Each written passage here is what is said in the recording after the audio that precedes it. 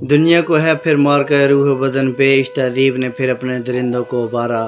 یاد رکھے کہ انسان اگر درندگی پہ آ جائے تو اس کرۂ ارض کا سب سے خوفناک درندہ ہے۔ اس لیے میری دانست میں چند گزارشات ہیں، ان کو اپنا لیں تاکہ اپنی بچیوں کی حفاظت کو ہم خود یقینی بنا سکیں۔ کسی بھی صورت آپ نے اپنی بچی کو کسی میل ٹیچر سے اسپیشلی ٹیوشن نہیں پڑھانی، خواہ وہ عمر رسیدہ ہو خواہ وہ جوان ہو۔ کسی قاری صاحب کے پاس نہیں بھیجنا، خواہ وہ عمر رسیدہ ہو خواہ وہ جوان ہو۔ کوشش کریں کہ آپ اپنی بچیوں کو کوئی خاتون پڑھائے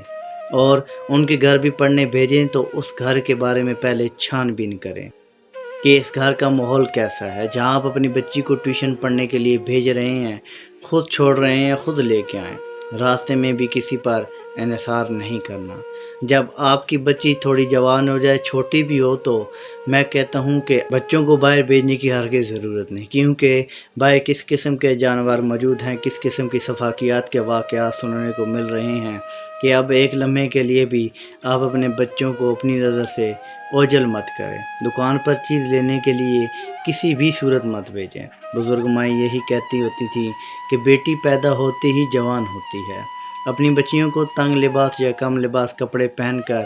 باہر گلی میں تو ہرگز نہیں بھیجنا، اور کوشش کریں کہ انہیں بچپن سے ہی پورے کپڑے، کشادہ کپڑے پہننے کی عادت ڈالیں، کیونکہ عادت فی الموت ہوتی ہے۔ بڑے ہو کر پھر اس سے زیادہ سمجھانا نہیں پڑے گا، اور چھوٹی بچیوں کو انہی کی طرح کے کپڑے پہنائیں، ان سے سادگی مت چھینیں، انہیں سرخی پاؤڈر لگا کر بڑی خواتین کی طرح تیار مت کریں،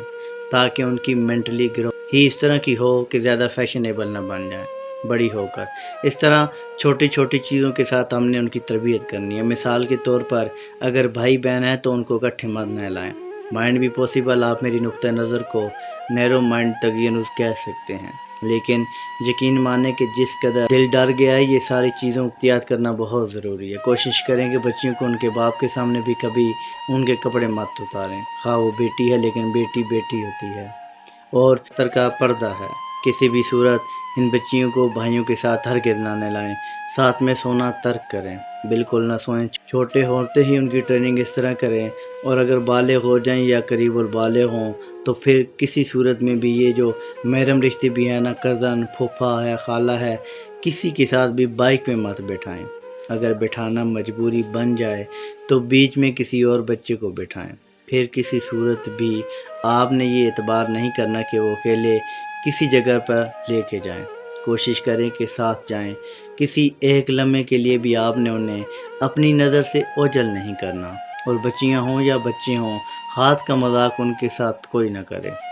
اس چیز کو ممنوع قرار دیں۔ کوئی انکل ہو، اس کا ٹیچر ہو، کوئی بھی رشتہ دار ہو، اس کی گال کو ہاتھ لگائے، گود میں بٹھائے یا کسی بھی طرح کا مذاق کرے، اس چیز کو سختی سے منع کریں کہ ہاتھ کا مذاق میرے بچوں کے ساتھ کوئی نہ کرے، اور سختی کریں۔ اگر کوئی رشتہ دار آپ کو کہتا ہے کہ آپ غلط سوچ رہے ہیں یا آپ کے نقطہ نظر سوچ بہت تنگ ہو گئی ہے، گندی ہو گئی ہے، تو انہیں کہیں کہ ہمیں یہ الزام قبول ہے، لیکن جس طرح کا معاشرہ چل رہا ہے یہ چیزیں ضروری ہو گئی ہیں، اور یہاں تک کہ بھائیوں کو بہنوں کے کمرے میں جانے کی اجازت نہ ہو،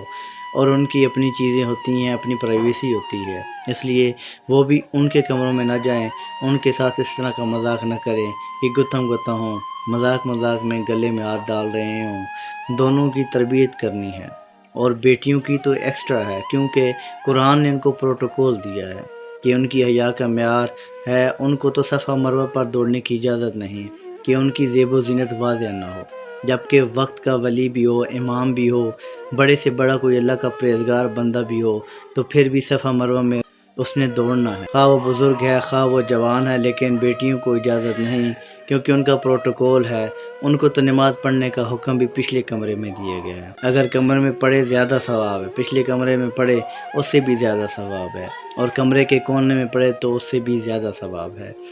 کیونکہ محرم رشتوں سے بھی ان کی باؤنڈری رکھی گئی ہے۔ گھر میں اگر کوئی نامحرم مہمان آ جائے تو کسی صورت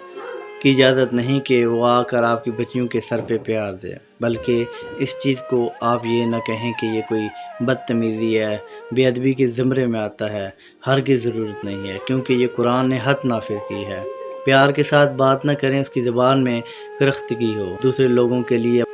اپنی بیٹیوں کو لوگوں کی نظریں سے چھپا کر رکھیں، انہیں علم نہ ہو کہ اس بیٹی کا قد کتنا ہے، وہ چھوٹی ہے، بڑی ہے، موٹی ہے، کس طرح کی نظر آتی ہے۔ آپ کے جو نامحرم رشتے ہیں ان کو آپ کی بیٹیوں کی ان چیزوں کی خبر بھی نہیں ہونی چاہیے، اور ان کے لباس کا تو خصوصی خیال رکھیں، انہیں اس بات کی مشق کروایا کریں، کشادہ کپڑے پہنیں، سر پہ دوپٹہ رکھنے کی مشق کروائیں، خواہ وہ گھر میں اکیلی ماں بیٹی ہی کیوں نہ ہو، بہنیں کیوں نہ ہوں، پھر بھی انہیں کہیں کہ سر سے دوپٹہ نہ اترے، سر سے کسی صورت سرک بھی جائے تو پھر بھی باقی ان کا جسم ڈھکا ہو۔ ان کی زیب و زینت کی چیزیں کسی طور پر واضح نہیں ہونی چاہیے۔ انہیں اٹھنے کے بیٹھنے کے آداب سکھائیں، چلنے کے آداب سکھائیں،